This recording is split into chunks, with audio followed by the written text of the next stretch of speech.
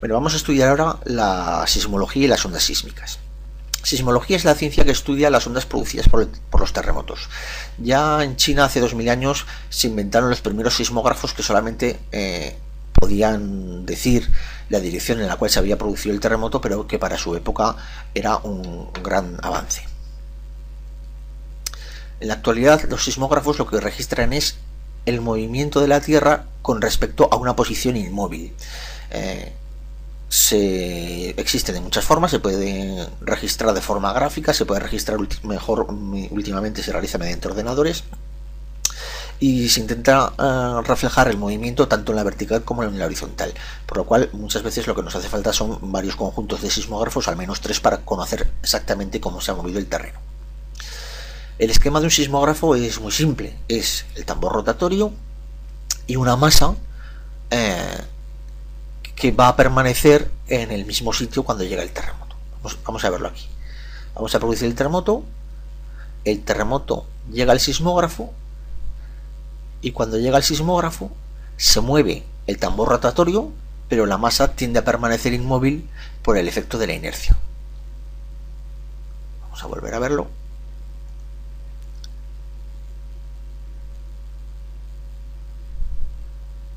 En este caso estaríamos observando el movimiento en la horizontal registrado por este terremoto.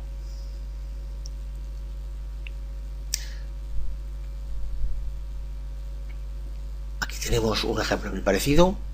Observamos la masa colgando,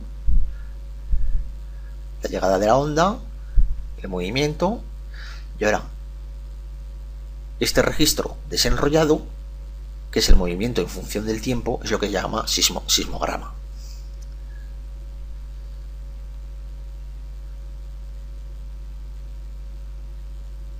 Obsérvese que es el movimiento del terreno en función del tiempo, lo que conocemos por sismograma. Y aquí tenemos un caso de sismógrafo en vertical, que lo que intenta registrar es la otra componente del movimiento. Cuando observo un sismograma, que sería esto, pues observo que existen varios tipos de onda, que luego hablaremos de ellas, las primeras que llegan, luego llegan otras con otras diferentes características que se llaman ondas secundarias, y después unas ondas mucho más intensas donde el movimiento del terreno es mucho más amplio, que se llaman ondas superficiales. Vamos a estudiar primero las ondas internas. Las ondas internas son las que viajan por el interior y alcanzan la superficie, pero esto no quiere decir que solo viajen por el interior, sino que también pueden, al llegar a la superficie, desplazarse por ella. Hay dos tipos basados en cómo se trasladan: las ondas P primarias o longitudinales y las ondas S secundarias o transversales. Vamos a ver cómo son. Estas son las ondas primarias. Lo típico de las ondas primarias es que las partículas de la roca se desplazan hacia adelante y hacia atrás en el sentido de desplazamiento de la onda. Es decir, si esta flecha representa la dirección de desplazamiento de la onda sísmica, como podemos ver, las partículas se desplazan hacia adelante y hacia atrás, es decir, de forma paralela a cómo se produce el desplazamiento del rayo sísmico, podríamos decir. Aquí podemos observar lo mismo. Si nos fijamos en una partícula, estas partículas van en la misma dirección hacia adelante y hacia atrás que el rayo sísmico. Aquí podemos ver un ejemplo. Se trata de que la roca sufre una serie de compresiones y descompresiones a lo largo del eje del movimiento de la onda.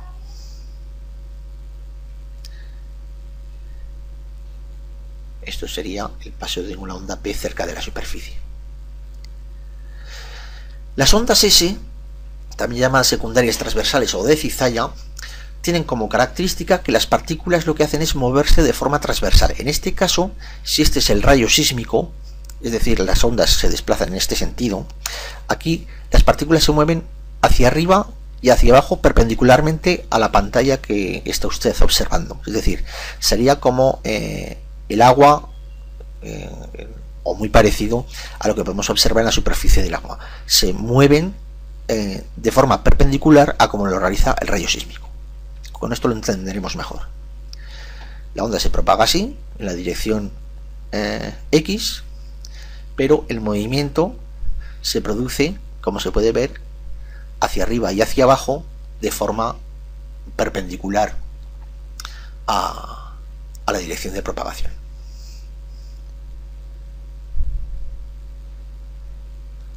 Aquí tenemos el desplazamiento de una onda S por la superficie.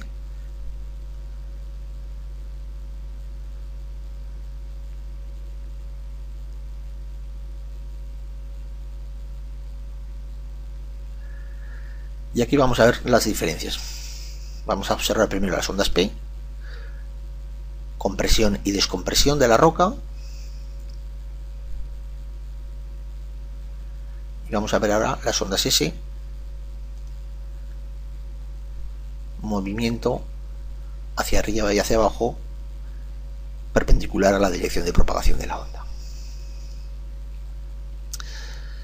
Hay diferencias en cuanto a, aparte de la forma en las que en la dinámica propia de la materia dentro de la onda. Por ejemplo, las ondas P son capaces de transmitirse en sólidos y líquidos, mientras que las ondas S solo se transmiten en sólidos. Las más rápidas son las primarias y tienen una amplitud menor, es decir, la altura o digamos la intensidad es menor en las ondas P que en las ondas S. Y nos quedan ahora por ver las ondas superficiales. Las ondas superficiales tienen como característica que solo se transmiten por la superficie, no se pueden transmitir por el interior. Son las que causan la mayor destrucción, ya que tienen mucha mayor amplitud, es decir, el terreno se mueve más hacia arriba o hacia abajo y son además de velocidad más lenta. Vamos a ver aquí los dos tipos que existen. Existen las ondas Rayleigh. Estas ondas son exactamente iguales que las ondas que se producen en las superficies de los líquidos, lo que pasa que aquí estamos hablando de superficies de materia que es sólida. Observar que aquí en esta zona baja, que esto es lo que lo diferencia con respecto a las ondas S, en esta zona baja hay un nivel en el cual no existe variación de la roca, mientras que en las ondas S sí. Y existe otro tipo, que es las ondas Love,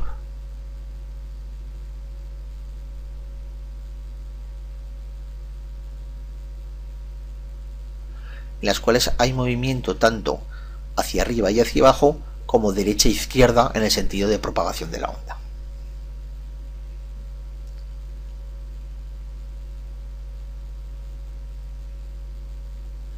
De tal forma que una zona suele ser castigada primero por unas ondas, como veremos ahora, por diferentes ondas. Las primeras que llegan a un sitio son las ondas primarias, luego las superficiales, luego las secundarias y luego las superficiales. Aquí tenemos las P, las S y seguidamente las de superficie. La distancia entre ambas, el tiempo que separa unas de otras, es mayor cuanto mayor es la distancia del terremoto.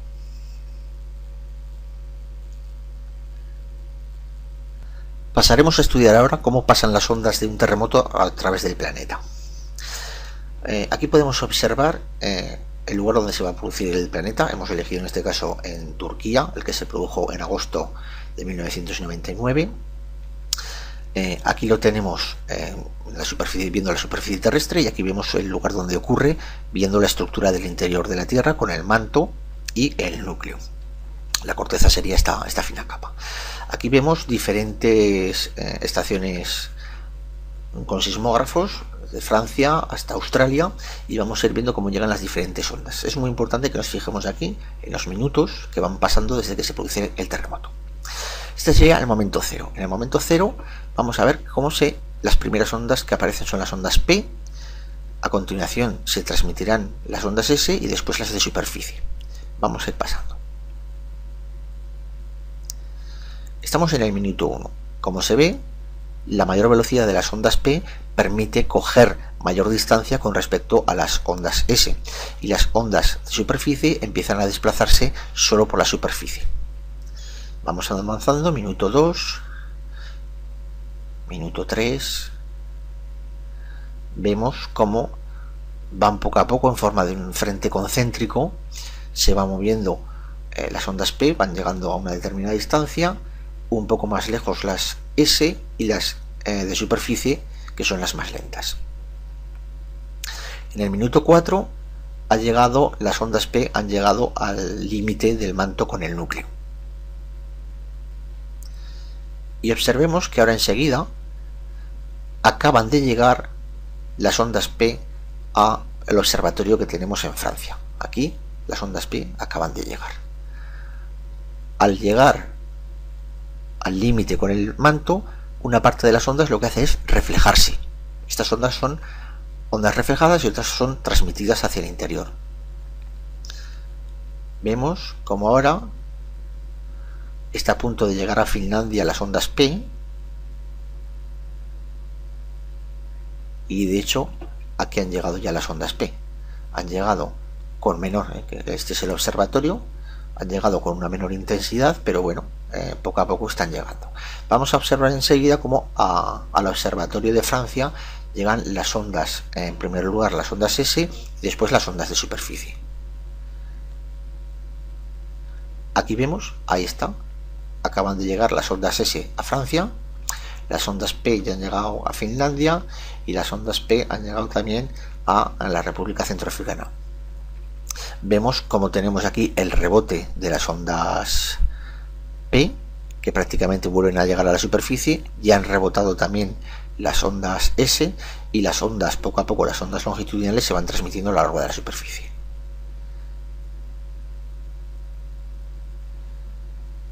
Y ahora aquí podemos ver cómo a Francia acaban de llegar las ondas de superficie. Vemos una amplitud mucho mayor de movimiento del terreno que las ondas P y que las ondas S.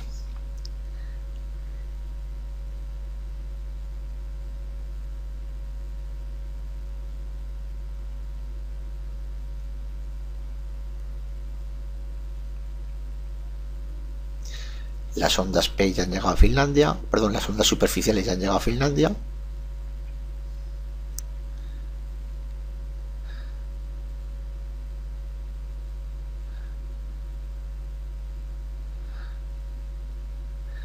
Y como vemos ya, las ondas superficiales también han llegado a la República Surafricana, bueno, a la República Centroafricana. Entonces vemos aquí, naturalmente, cuanto más lejos estamos del foco del terremoto, la amplitud de las ondas es menor, de tal forma que la mayor amplitud se da en la zona más cercana, que es la zona de Francia. A poco pasando el terremoto, llega un momento que ya desaparece la oscilación en Francia, como podemos ver aquí, ya empieza a desaparecer. Hay un momento donde en Finlandia es más amplio, terminan de pasar las ondas S, perdón, las ondas primarias en Finlandia, y ya prácticamente podemos ver que todas las ondas S y P han llegado a todas las partes del planeta, es decir, han llegado a atravesar el planeta, aunque podemos ver que algunas zonas existen donde no han llegado algunas ondas. Ahora lo veremos mejor.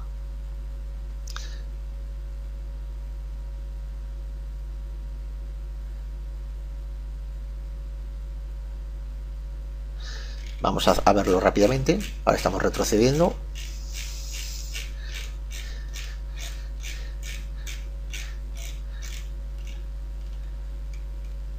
Y vamos a ver cómo se produce de forma normal. Se produce el terremoto.